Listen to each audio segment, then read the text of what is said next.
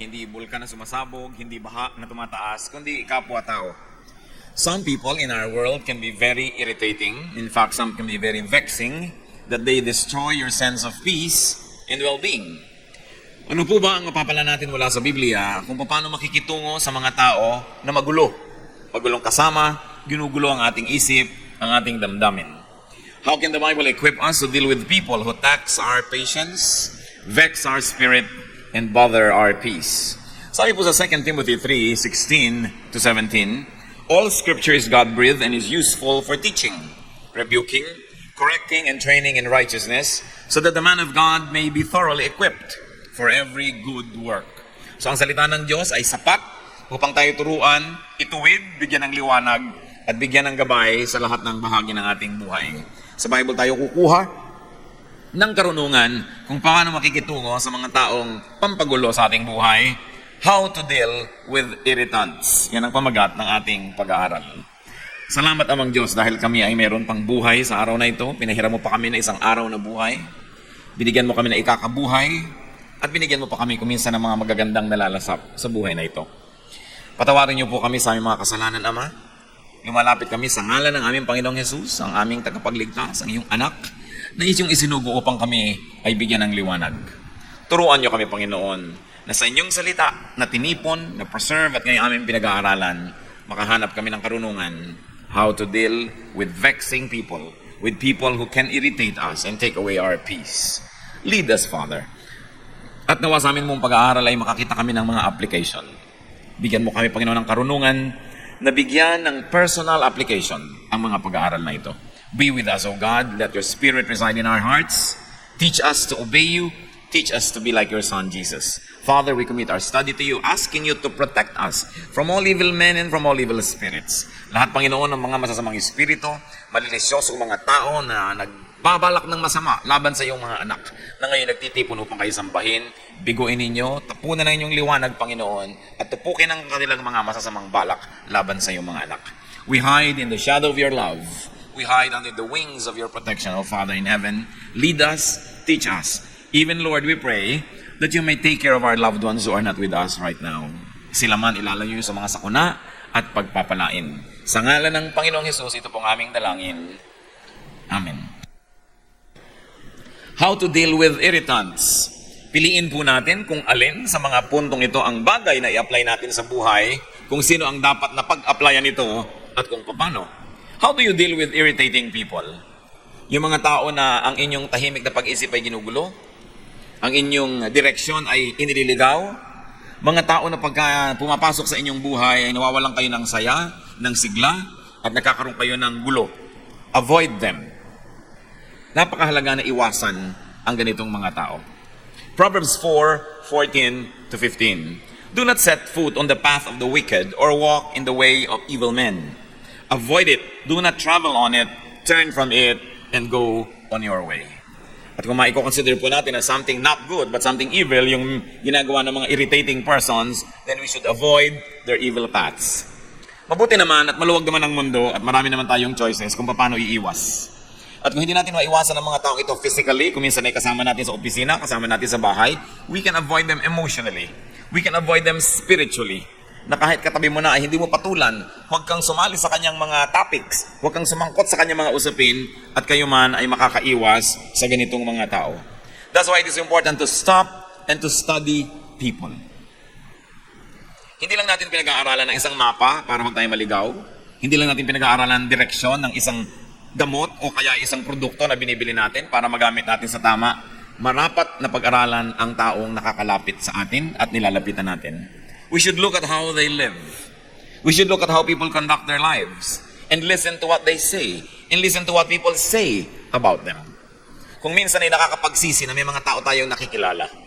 Nagsisi na ba kayo na may tao kayong pinapasok sa inyong buhay na dapat sana'y tahimik ang inyong buhay kung hindi lang kayo nasangkot sa taong ito? Marami pong mga tao na nakakapagsisi na sila ay nakasama sa listahan ng ating mga kakilala at nakilala nila tayo, nalaman nila kung saan tayo tatawagan, paano tayo pupuntahan, naliligalig nila ang ating buhay. Pag-aralan ang mga tao. Huwag tayong padadala sa kanilang mga kuminsan ay magagandang mga salita at kuminsan ay tama naman ang mga argumento sapagkat hindi lahat ng tamang argumento ay dadalhin tayo sa tamang direksyon ng buhay. May mga tao na mahilig makipag-away. May point sila, tama sila, pero nasaksak naman. At ikaw ay katabi, nasaksak ka rin. Binaril, nabaril ka na rin. Tama nga ang point nitong ayaw suklian ng driver ng jeepney. Nakipag-away sa halagang 50 centimos, nadamay ka rin. Tama nga ang point ni ganito, tama nga ang ganun. Pero hindi po lahat ng tamang punto worth it na ipaggeray. Do not stop at every station. Do not take every argument. Do not go into every battle.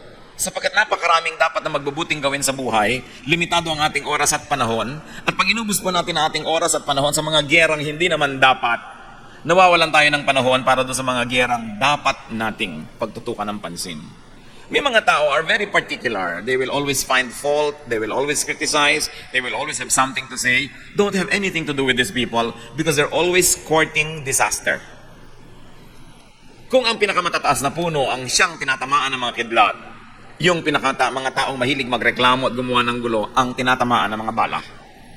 Kaya kailangan na hindi tayo laging sumasali sa kanilang buhay. Proverbs 20 verse 9, avoid a man who talks too much. At hindi sinasabi who talks too much lies, kahit totoo ang sinasabi ng isang tao, kahit may point, if he talks too much, sooner or later, he will make enemies. Ang isang taong lagi na lang may comment, lagi na lang may sasabihin, lagi na lang may pintas, kanino man, hindi yan magkakaroon ng maraming kaibigan, magkakaroon ng maraming kaaway. At kung siya'y kasama nyo, ang kaaway niya ay nagiging kaaway nyo rin. 2 Timothy 2:16, avoid godless chatter, because those who indulge in it will become more and more ungodly. Huwag daw na tayong sumasali sa mga hindi makadiyos sa mga usapin, kahit pa nga ang pinag-uusapan ay Diyos. Kahit pa nga ang pinag-uusapan ay theology, kahit pa nga ang pinag-uusapan ay may mga bagay na may kinalaman sa Biblia, kung ang mga nag-uusap-usap dito ay hindi naman talaga naghahanap lang ng katotohanan, kundi naghahanap ng gulo, naghahanap ng away, naghahanap ng babag, ay godless din yung chatter na yan. Tulad ng binabanggit sa Titus 3:9, which obviously is referring to religious talk. People who talk about religious issues. But avoid foolish controversies and genealogies and arguments and quarrels about the law, because these are unprofitable and useless. Law na yung pinag-uusapan, law of God, law of tradition, law of custom, law of the people. Sabi, huwag kayong sumali sa lahat ng mga kahangalang mga pagtatalo. Walang mabuting dadulot sa inyo yan. Bakit po ba tayo nag-aaral ng salita ng Diyos? Di pa upang maging mapayapa ang ating buhay? Upang tayo ay magkaroon ng mga magmamahal sa atin at mamamahal? Upang tayo ay patuloy na rumunong, hindi para maging marunong lamang at i-display ang tunong na yan, kundi para tayo ay maging maunawain sa mga mangmang, upang maging mapagpatawad tayo sa nagkakamali, at upang magkaroon tayo ng kagandahang asal, maging polite tayo, that our ways may be polished, our attitudes may be corrected, and our manners impeccable, or be made impeccable. But what happens when you argue on religious grounds and reasons, but you display bad behavior? That you only quarrel and fight. Tama nga halimbawa ang yung theology, pero ang behavior nyo, disobedient naman to authority. Tama nga halimbawa ang argumento mo, ipagpalagay ng tama, pero ang pamamaraan mo, nananaksa ka ng tao sa kanyang likuran. Wala kang utang na loob sa mga nakatulong sa'yo. Nagiging rebellious ka sa mga leaders mo. What's the point na natuto ka? Rebellion was the sin of Satan. Hindi natawag si Satan na ignorant dahil marami siyang alam. Hindi siya natawag na wrong ang kanyang mga approaches at ang kanyang mga premises, pero ang paraan niya, sinusuwag niya ang Diyos. Sinusuwag niya yung dapat sana iginagalang niya. At alam niyo po, even in religious circles, there are many people, natuto lang ng konti, susuwagin ng kanilang Bible study teacher. Umaaten ng Bible study, hindi naman para matuto, para i-display ang kanilang alam, ipahiya ang teacher, at pasikatin ang sarili. Umaaten ng mga churches, hindi upang magpasakop at mag-improve ang karakter, kundi upang maghanap ng babag, patunayang mas magaling siya kaysa sa preacher o sa pastor. Yan ang mga dapat na iniiwasang kausapin. Avoid foolish controversies. Hindi sapat na mayroong magandang argumento, pinag-uusapan, saan ito uuwi? Saan pupunta ang usapang ito? Magkakagulo ba ang mundo? Mag-aaway-away ang mga tao? Masisira ang mga magagandang relasyon? Even Paul said, our knowledge is imperfect and our prophecy is imperfect. Paano mo aawayin ng isang tao sa kanyang paniniwala kahapon? Maaaring ang paniwala niya ay mag-improve at maiba next week. Paano mo aawayin ng isang tao sa theology niya last month o last year? Sapagkat yung theology na yun ay dynamic, patuloy na, nahahasa, patuloy na fine-tune. Sabi ni Paul, our knowledge is imperfect and our prophecy is imperfect. But when the perfect comes, the imperfect will pass away. So bakit mo gagirahin yung imperfect kung imperfect man yon? Dahil kaya perfect ka at siya ay imperfect, kaya gusto mo siyang awayin. Kaya sabi, iwasan ninyo ang ganitong uri ng mga pakikipagtalo, mga pagdedebate tungkol sa salita ng Diyos, tungkol sa Biblia, tungkol sa mga doktrina, sapagkat napakaiksi ng buhay ng tao. At sino ang nakararating sa puntong alam na niya ang lahat para sabihin niyang, ang paniniwala ko lang ang tama at ang paniniwala mo ay mali. Mahalaga na may paniniwala tayo. Mahalaga na may direksyon ang ating paniniwalaan. Subalit wala dapat maging palalo na mag-isip na alam na niya ang lahat ng tama. Therefore, dapat na siyang makipag-away sa mga taong hindi ganun ang kanilang mga pananalig. The Bible itself says, avoid foolish controversies. So avoid people who always and often get into trouble. Avoid people who always get into quarrels, who are involved in many bickerings. Kaya kung minsan, nagka-girlfriend ka, nabungangera at palaaway, nadadamay ka. Inaway niya isang babae, yung boyfriend ng babae yun, inaway ka rin dahil ikaw ang boyfriend niya, gumula ang buhay mo dahil sa babaeng ito. Kung minsan naman, tahimik na tahimik ang babae, ang naging nobyo mo ibasagulero, mahilig makipag-away, nadadamay at nadadamay ka. Proverbs 12:26, a righteous man is cautious in friendship, but the way of the wicked leads them astray. Ang taong matuwid ay maingat sa kanyang pakikipagkaibigan. Sapagkat pag tayo nagiging kaibigan ng sino man, ang ating resources ay nagiging resources niya. At kuminsan yun lang ating presence ay nagiging lakas ng loob niya para mag-isip na marami siyang kakampi. Kaya hindi agad-agad ibinibigay ang pakikipagkaibigang malalim. Lalo pa nga sa mga taong mahilig, manggulo at mangaway. How else do we deal with irritants? Learn from them. Turn every disadvantage to an advantage. Having an irritant in your life can be a disadvantage, but it can also be a source of an advantage. Learn from what they do and the result of their deeds. If P then Q, if I did this, then this is the result. Matuto tayo sa mga ginagawa nila, nagiging bunga ng mga pinagagawa nila. And learn from what they say about you. Pag meron po mga nagsasabi ng lahat ng uri ng mga masasakit, mga di magaganda mga salita laban sa atin, ang una nating itatanong, is it true? Totoo ba ang sinasabi niya? Or is it partially true? Or is it completely true? At depende sa kalakihan ng katotohanan na yon, doon nyo lamang ibase ang inyong reaksyon. Kung totoo, pasalamat kayo at nadinig nyong muli ang totoo because the truth sets free. Because sometimes you can hear the truth about yourself from the mouth of your critics, even from the mouth of your enemies. Minsan yung mga taong nagmamahal sa atin, mga kaibigan natin ay nabulag na yan sa ating mga kapintasan, tinanggap na nila, minahal na nila tayo, so hindi na tayo matutuwid. Pero pag nakinig ka sa mga sinasabing kapintasan mo ng isang kaaway, lalo totoo, ang totoo noon ay magpasalamat ka at naaalala mo ang mga katotohanan hindi maganda tungkol sa iyong sarili, may benefit din yun. Bagamat masakit. Si David, yung kanyang commander na si Joab, siya ay kinriticize. David was criticized by his commander. Because David had a son, Absalom, who rebelled against him and who fought his army. At nung napatay ng army ni David, yung anak niyang si Absalom, ay ipinagluksa ni David si Absalom, nagtampo ang kanyang hukbo. Sabi niya at sa lagay pala, ipinagluksa niya yung kalaban natin na napatay natin. So mamabutihin pa niya na tayo ang mapatay ng anak niya na lumalaban sa kanya dahil ipinagluksa. True or not, valid or not, sumama ang loob ng kanyang mga hukbo at kinriticize ni Joab ang kanyang hari na si David.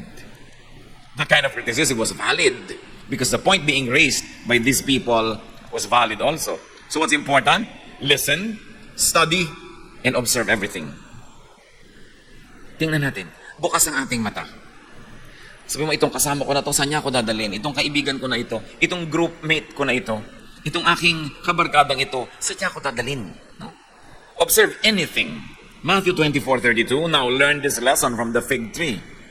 As soon as his twigs get tender and his leaves come out, you know that summer is near. So pati mga ginagawa ng isang halaman, lumalabas ba ang dahon niya o hindi, ay dapat bantayan sapagkat yan ay maraming kahulugan at maraming relevance sa buhay ng tao. Kaya dapat inoobserbahan. At kung halaman na hindi naman niya kaya maglakad, ay inoobserbahan lalo ang tao na pwede maglakad, pwede magbuhat ng kanyang kamay laban sa inyo, pwede magkonbinsi sa inyo, dadali kayo sa mali. Obserbahan lagi ang isang tao. Hindi lahat ng tao na napagkatiwalaan na natin ay patuloy na dapat pagtiwalaan. Kahit sa mga organisasyon. Maraming mga tao magsisimula, malinis ang hangarin, malinis ang gawa, malinis ang pamamaraan. Subalit oras na siya ay napagkatiwalaan na, di man niya balak nung una na maging marumi, Sapagkat pinagkakatiwalaan na hindi na siya naitutuwid, hindi na siya nababantayan, hindi na siya na-check, nagsisimula na siya ngayong maging marumi.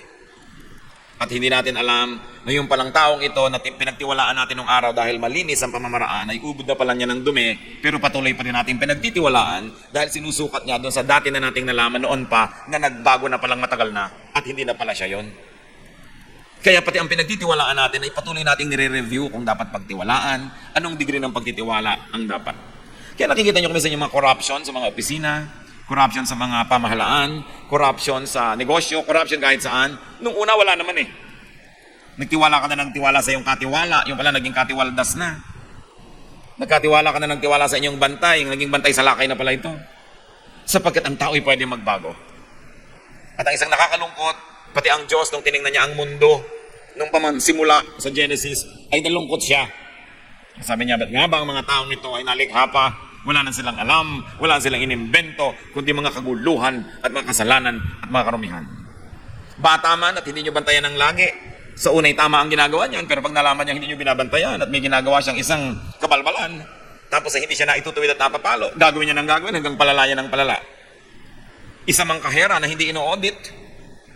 Sa unang araw ay malinis, sa pangalang araw, sa pangatlong araw, pag nakakasampung araw na yun o 10 buwan na hindi ino-audit, ang dami na pala niya na ginagawang hocus-pocus, debit, credit, kupit ang nangyayari. Kaya ang mga tao, mga kapatid, lagi nating chinecheck. Kahit asawa, okay, naniwala na ako nang naniwala sa kanyang pasya dahil ang track record laging tama. Pero ito bang magiging pasya na niya na ito ay tama? Dapat ko pa rin reviewin. Hindi tayo dapat na mawalan ng pagbabantay. Because the devil prowls around like a roaring lion, seeking someone to devour. Nag-aantay ng pagkakataon. Tatandaan natin, ang mga problema ay hindi laging nandun sa simula. Subalit sa ating pagwawalang bahala, lumalaki ang mga yon. So review, what is the effect on you of the people around you? Anong effect ng inyong kaibigan, ng inyong kabarkada, ng inyong mahal sa buhay? Proverbs 24:32, I applied my heart to what I observed and learned a lesson from what I saw. Kuminsan ang nakakalungkot, maraming mga tao habang sila ay nasa poder ng magulang, ang dami nilang reklamo tungkol sa kanilang magulang. Hindi sila natutuwa sa ugali ng magulang nila. Ang magulang nila ay masungit, ang magulang nila ay maramot, ang magulang nila ay ganito, ang magulang nila ay ganon. Pero, nung naging mga magulang na, ganon din sila. Inuulit lang nila ang mga kamalian ng mga magulang nilang dati nilang tinutuligsa nung sila yung mga anak na nagdurusa. Because we never learn from what we see. Because we never learn from the mistakes of people around us. That's why it is important to be observant. And the Bible is light on our path that says, don't walk this way, walk here, walk that way. Nakikita na natin napakarami mga nangyari sa mga taong gumawa ng ganito, ang naging bunga ay ganun, tapos ganun pa rin ang gagawin natin, di ganun din ang magiging bunga. Observe. What else do you do with people who irritate you? Well, ignore them. Especially if their issue, their concern, especially if they do not pose imminent danger or real threat to life, to safety, to property, or to your well-being. Kung dal-dal-dal-dal lang, hayaan nyo na, palampasin nyo na. Ang chismis ay namamatay pagka hindi sinasagot. Humahaba lang yan pag sinagot nyo. Parang tennis, nagpukol sa inyo ng bola, hindi nyo naman si Ed pinalo pabalik, di walang babalik. Magpupukol uli yan, hindi nyo uli pinalo, hanggang naubos na yung bola niya, tama na. Pero habang pinapalo niya, ibabalik niya, pinapalo niya, binabalik niya, ang tagal ng laro. At ganon ang mga away. May sasabihin si ganon, magko-comment ka, makakarating naman sa kanya, ko-comment siya, hindi na matapos-tapos. Ignore them, especially if they do not pose real threat. 1 Corinthians 6:7, the very fact that you have lawsuits among you means you have been completely defeated already. Why not rather be wronged? Why not rather be cheated? Sapagkat sinasabi ni Paul sa mga Corinthians, tiisin nyo na, pagpasensyahan nyo na, palampasin nyo na kaysa demandahan kayo ng demandahan ng mga maliliit na bagay. Ikagastos pa rin sa abogado, nahirapan pa ang loob nyo, nag-away pa kayo. Pero hindi po universal itong teaching na ito. Paul was addressing a very specific group of people concerning very specific problems. Hindi ibig sabihin na lahat ng Kristiyano sa lahat ng panahon, sa lahat ng lugar, hindi na pwede magdemanda ng kapwa Kristiyano. Pero ang sinasabi dito, kung mas malaki pa ang magiging damage sa'yo ng pagdedemanda mo, nasira pa yung testimony ninyo, palampasin mo na lang. May mga bagay na mas kapakipakinabang na palampasin. Pero kayo po ang humusga kung may mga bagay na hindi dapat pinapalampas. So kayo ang mag-judge noon. Hindi tayo bound to always not bring anybody to court dahil ang sinabi dito sa Corinthian. Kasi this was a specific solution to a very specific issue of very specific people. If you find universalization in it and application in your life, do it. But if you think that it will really damage other people and more people and it will not really bring out the truth to just say, bahala ka na, baka hindi na kita papansinin, kayo magpasya nun. Kailangan nating ipanalangin niya ng mabuti. Kung minsan naman kasi, yung pagod natin sa pakikipaglaban, higit mamang mahal kesa doon sa premyo ng pananalo. Kaya dapat nag-iisip din tayo na it's not worth it. A major train does not stop at every station. Pinipili niya kung saan siya titigil. And of course, you have to learn to choose your battles. And there are many battles that are just not worth it. So, ignore. Try to ignore people. What do airplanes do when there's a storm? They fly above the storm. Ilang beses na yan, lalo at domestic flight. Hindi naman sobrang tumataas yung mga aeroplano. Kung may masamang panahon, sasabihin ng kapitan, fasten your seatbelt, there is a turbulence or there is a storm and we're going to fly high above the storm. Tatandaan po ninyo mga kapatid, magulo lang ang himpapawid habang malapit sa lupa. Madali lang bumagsak pag malapit ka sa lupa. There is a certain distance from the ground wherein you will not even fall dahil hindi ka na hinihila ng gravity. Kaya mga astronaut, lumulutang-lutang na sila kung saan sila naroon. Tinuturuan silang paano kikilos kung ikay hindi nahuhulog at lumulutang ka lang. At maraming mga flight, nagkaka-turbulence lang yan pag nagla-landing o kaya pagka nagte-take off kasi malapit pa sa lupa. Pero pag mataas na mataas ka na, hindi ka na kayang abutin ng hangin. Mga kapatid, read the metaphor. Pagka ang spiritualidad natin ay napakalapit lagi sa lupa, abot na abot tayo ng lahat ng bagyo, lahat ng hangin. Binabangga-bangga ka ng mga ibon, ng mga saranggola. Pati yata yung pag-i-stretch ng mga nag-exercise, naabot ka na kasi ang baba mo. Pero kung mataas ang lipad ng iyong espiritu, hindi ka kayang abutin. Hinahayaan mo lang sila sa babang magkagulo, tahimik ka at payapa, tulad ng mga himpapawid na malayo sa lupa. When people are vexing, when people are always talking, and when people are always making trouble, fly above that storm. Have a space in your heart that cannot be reached by any kind of talk or trouble or intrigue. Then you can have peace wherever you go. Kung ang ating pong kapayapaan na iaasan nyo sa kabutihan ng tao, hindi kayo magkakaroon lagi ng kapayapaan dahil maraming tao hindi mabuti. Kung ang kapayapaan natin ay iaasan nyo na kayo hindi pinagwiwikaan ng masama, hindi chinichismis, hindi pinipintasan, saan kayo pupunta para mangyari yan? Pero kung ang inyong kapayapaan ay nakaasa sa inyong pananalig sa Diyos, sa inyong pagkakilala sa inyong sarili, at sa inyong marunong na pagpapasya na nagsasabing, hindi ako paaabot ng ganon-ganon na lamang, lalo sa tao lamang na ito, tahimik ang inyong kalooban. Peace is something that you have inside of you. You must never depend on other people to hand it to you on a silver platter. Because they want your head on that silver platter.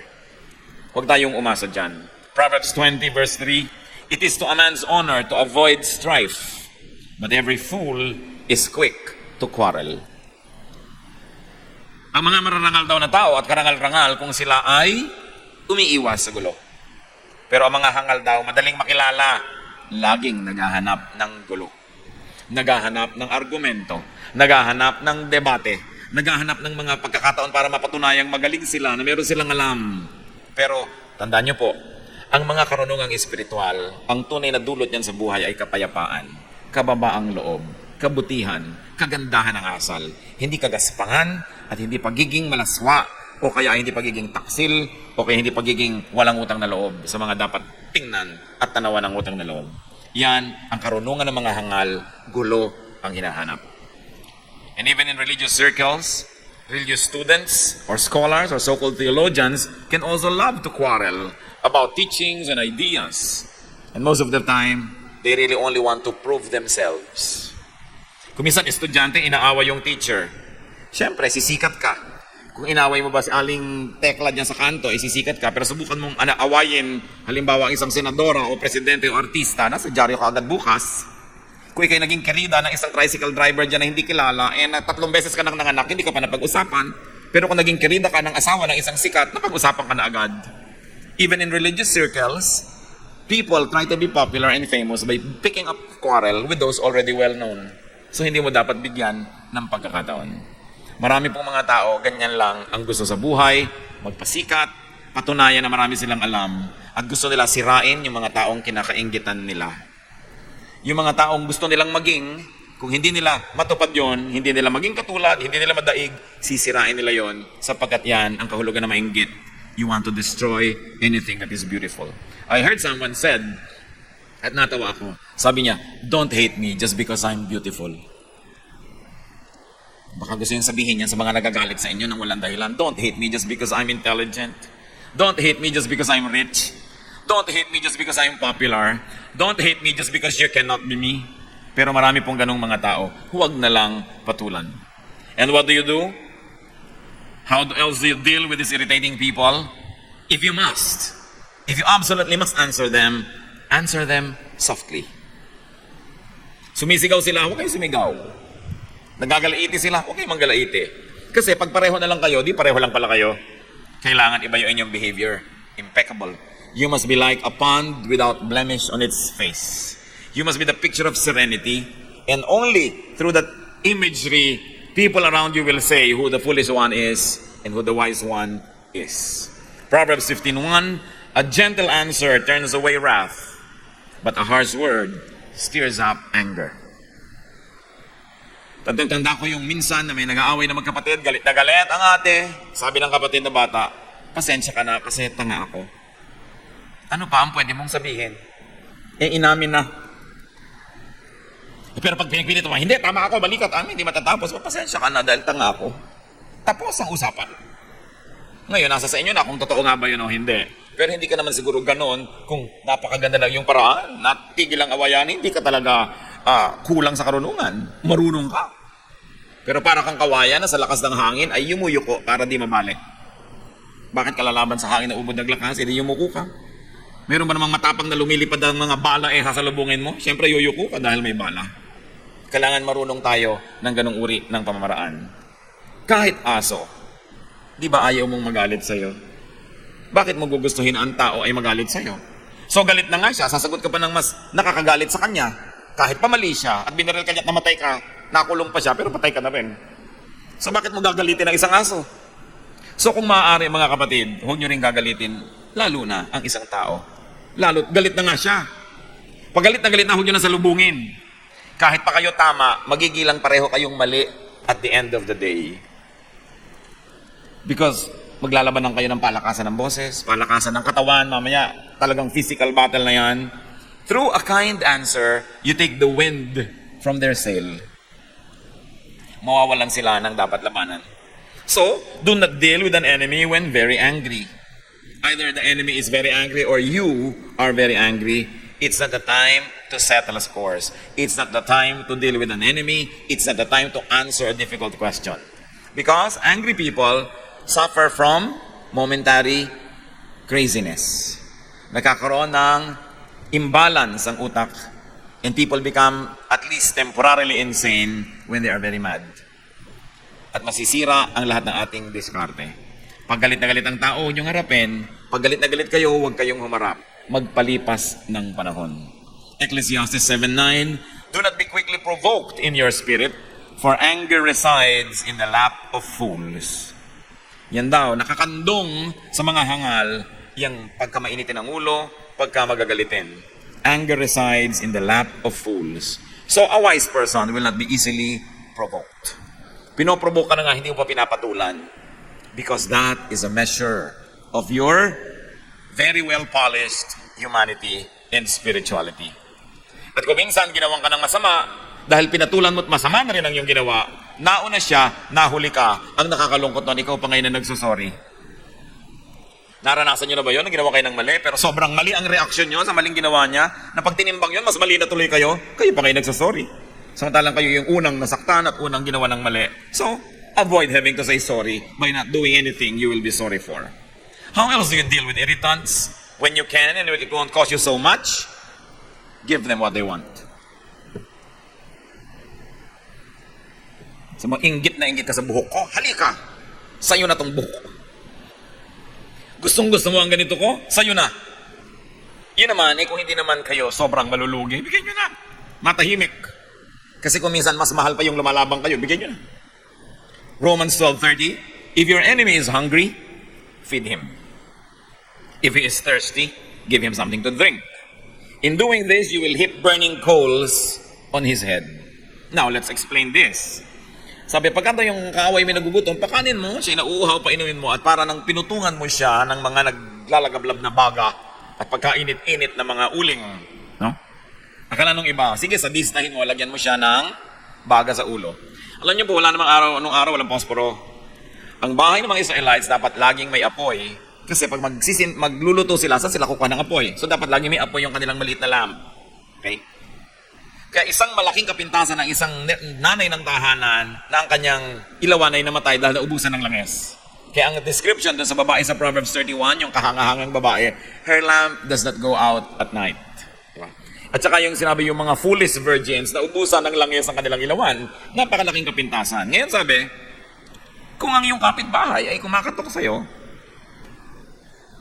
nangihiram ng baga ng kalan mo dahil yung kalan niya ay nanlamig na't namatay na, ay magluluto siya. Alam niyo naman kasi yung baga, hipan nyo lang yan, lagyan nyo ng mga kung ano-anong mga tuyong mga dahon-dahon, mag-aapoy na uli. Sabi, may kailangan pala siya, ibigay mo and you will heap burning coals on his head. Because people carried their baggage on their heads, no, in the olden days, and they usually would bring a broken pottery or broken jar on their head. Doon mo ngayon ilalagay yung hinihingi niyang baga. So you will heap burning coals on his head. Hindi para mainitan siya. Ang ibig sabihin nito is not to torture your enemy. Ito ay quotation kasi from Proverbs 25, verses 21 and 22. But it means, make them grateful. Okay, may kailangan siya. Ibigay mo. May tatanawin siyang utang na loob sa'yo. So, sinong panalo? Di ikaw. Naabala ka, bumangon ka, binigyan mo siya ng mga baga, nabawasan yung baga mo, pero ano ba naman yun? Meron ka pa naman natira sa bahay mo. Ibigay mo kailangan. Sa isang matinong oras niya ng pag-iisip, matatanto rin niyang may utang na loob siya sa'yo. So, ibigay mo kung kaya mo rin lang ibigay. Pero pag-aralan nyo rin, kasi may mga tao na pag binigyan nyo ng kamao, kakainin hanggang sikon nyo. Meron ganon. Wala, kahit sa mga itinuturo natin ng mga ganito, nasa Bible verses, hindi ibig sabihin you will apply to everybody every time. Gagamitin nyo ng utak nyo kung kailan ko ba ito i-apply. Because may mga tao na hindi nyo dapat bigyan ng kahit ano dahil sasandal na sa inyo. Iaasa na ang buong buhay nila sa inyo. Minsan nyo lang tulungan ng pang-enroll isang SEM hanggang mag-PhD yan sa inyo nanghihingi. No? May mga ganong klaseng tao. Sinusuri nyo yan. At pinag-uusapan natin ng general application ito sa general types of people. But very special people need special study and special treatment. How else do you deal with irritants? Turn them into friends. The best way to beat an enemy is to turn him into a friend. So, intelligent people will always try to win their enemy so that they can become friends. Pag enemy mo siya, lahat ng assets niya gagamitin laban sa'yo. Pag friend mo siya, lahat ng assets niya gagamitin niya para sa'yo. So, tell me kung bakit hindi wise to turn people into your friends. So, yung nanggagawa ng kaaway, hindi ka naman inaaway ng tao, inaaway mo siya, sobrang foolish ka nun. Dahil kahit butiki lang yan, kahit langgam lang yan, makakakagat din yan, mapupuwing ka rin niya. So, bakit mo siya awayin? Lalo na kung inaaway mo, pader, babangga ka sa pader, sobra ka namang foolish nun. Kaya dapat ang tao, hindi pala away. Remember, ulit-ulitin natin yan. Ang mga palaaway, yung convinced na tama sila. Pero kung tama ka, ba't ganyan ang ugali mo? Kung tama ang iyong alam, bakit ganyan ang behavior mo? Sabi ni Jesus, you will know them by their fruits. Ano ba yung fruit? Ano ba yung fruit lagi ng Spirit? Joy, peace, love, di ba? Forgiveness, understanding. Pagka hindi ganun ang dinudulot sa inong karunungan mo, huwad na karunungan yon. Mabuti pa hindi ka na lang natuto. Ang mga tao naman parang bata, you can make them do anything so long as you play with them first. So bakit hindi ka muna makipagkaibigan? Ecclesiastes 10:11, if a snake bites before it is charmed, there is no profit for the charmer. So kailangan mapaamo mo muna, mapasunod mo muna yung ahas bago mo siya hayaang makatuklaw sa'yo. So yung mga tao rin, imbes tinutuklaw-tuklaw ka, why don't you charm them? It will be better for you. And many people are foolish for no reason at all. They choose to fight their fellow men. How else do you deal with irritants? Siyempre naman, pray for them. Yan ang wala kang katalo-talo dahil dinadala mo sa Diyos ang kaso mo. Pray for them. Matthew 5:44, love your enemies and pray for those who persecute you. Praying for people is profitable. Why? Because they can make us love them. Pag lagi mong ipinagpipray ang isang tao, layo yung taong kang inis ka, galit ka, mapapansin mo kapatid, nawabawasan na yung galit mo at mamaya nagkakaroon ka na ng simpatya na mamahal mo na yung tao. The quickest way to love somebody is to pray for them. But it's no guarantee that they will love you back, okay? Pero yung ikaw mismo nagbubukas yung isip mo sa Kanya, pray for them. And even if you don't fall in love with your enemy or your irritant, praying for people can give us relief. Guminhawa ang iyong loob, lumuwag ang iyong dibdib, gumaan ang iyong panghinga, nakabuti para sa iyo. So ipanalangin mo siya. Philippians 4:6-7, in everything by prayer and petition, with thanksgiving, present your requests to God. And the peace of God, which transcends all understanding, will guard your hearts and your minds in Christ Jesus. So ipanalangin ang lahat-lahat. And finally, how else do you deal with irritants? Bless them. Bless them. 1 Corinthians 4:12, when we are cursed, we bless. Yan ang pinagkaiba ng mga anak ng Diyos. Sinusumpa ka, minumura ka nila, ang balik mo, pinagpapala mo sila. Ngayon, kung minura mo rin dahil minura ka, ba't ka pa naging anak ng Diyos? Pareho lang pala kayo. So dapat, mas mabuti ang ginagawa natin, ang isinusukli natin, kesa sa tinatanggap natin na ginagawa ng iba. Romans 12:17, do not repay anyone evil for evil. Be careful to do what is right in the eyes of everybody. Now, bless them because you're godly. But if you cannot be godly all the time, at least be wise. Bless them because what you plant, you harvest. Kung hindi mo siya kayang pagpalain dahil sa kabahanan ng iyong puso, pagpalain mo dahil wise ka. Dahil sinasabi sa Bible, Galatians 6:7, a man reaps what he sows. So may binless ka, di ang mapapala mo blessing. May inaway ka, may kinurse ka, di ang mapapala mo curse din. So be wise. Kaya ngayon ang aaway is a mark of foolishness. It's a mark of absolute foolishness. I remember one particular line I read way back in high school, and I couldn't remember who said or wrote it, but I'd like to share it with you. Do not bother yourself about a fair or stormy weather. Squalls or wind must sometimes whistle around. When people live together, some will smile and some will frown, but you need not mind them. Travel on as best as you can. Take them as you find them. Huwag niyong hayaan ang inyong kaligayahan ay maging bihag ng ugali ng iba. Na kung pangit ang kanilang ugali, ay lulungkot na kayo. Mawawalan kayo ng sariling orbit, mawawalan kayo ng sariling kapayapaan sa buhay. Decide to be happy. Decide to be peaceful in spite of the irritants around us. Think of people who irritate you. Think of people who bother you and anger you and apply to them ang mga pinag-usapan natin. Piliin nyo kalilang pinakabagay. Avoid them. Learn from them, ignore them, answer them softly, give them what they want, turn them into friends, pray for them, bless them. Alin man dyan, hindi kayo mapapahamak. At dapat nating isipin, baka naman tayo ang irritant sa buhay ng iba. Magdamag na natin pinag-usapan kung paano tayo ginugulo ng iba, baka naman tayo ay nakakagulo rin sa ating kapwa. Aming Diyos, siyasatin niyo po kami kung paano po kami nakikitungo sa mga nanggugulo sa amin. At lalong-lalo, siyasatin mo kami kung kami ang nakakagulo sa iba. Tendency na namin, Panginoon, na laging sisihin ng iba kaysa sa sarili namin. Ibunto ng lahat ng sisi sa bakura ng iba kaysa akuin namin yung mga dapat naming akuin. Siyasatin niyo po kami, ipakita niyo sa amin kung kami may nakakainis. May ugali ba kami na nakakagulo, nakakasira sa iba? O kaya naman, Panginoon, kung kami talaga ang laging ginugulo, ituro mo sa amin how to deal with them. Magbulay-bulay tayo mga kapatid, yumuko sa presensya ng Diyos. Marapat na gawin, ting nakakarinig tayo ng magagandang salita mula sa Biblia, ay yumuko, manalangin, humingi sa Diyos ng karunungan kung aanhin natin ang mga napagdidinig natin ito. Humingi sa Panginoong Diyos ng kakayahan na ito'y i-apply sa ating buhay at nawa sa tulong ng Espiritu ng Diyos. Makita natin ang mas tahimik na buhay na hindi tayo nagpapagulo sa mga nanggugulo at tayo may hindi nanggugulo ng iba. Be with the Lord for a while. O Lord, bless your people as we ponder your word. May your Spirit reside in our hearts and teach us. Bless us, O God. People of God, be with the Lord for a while and be blessed as you share moments of silence with the Spirit of God.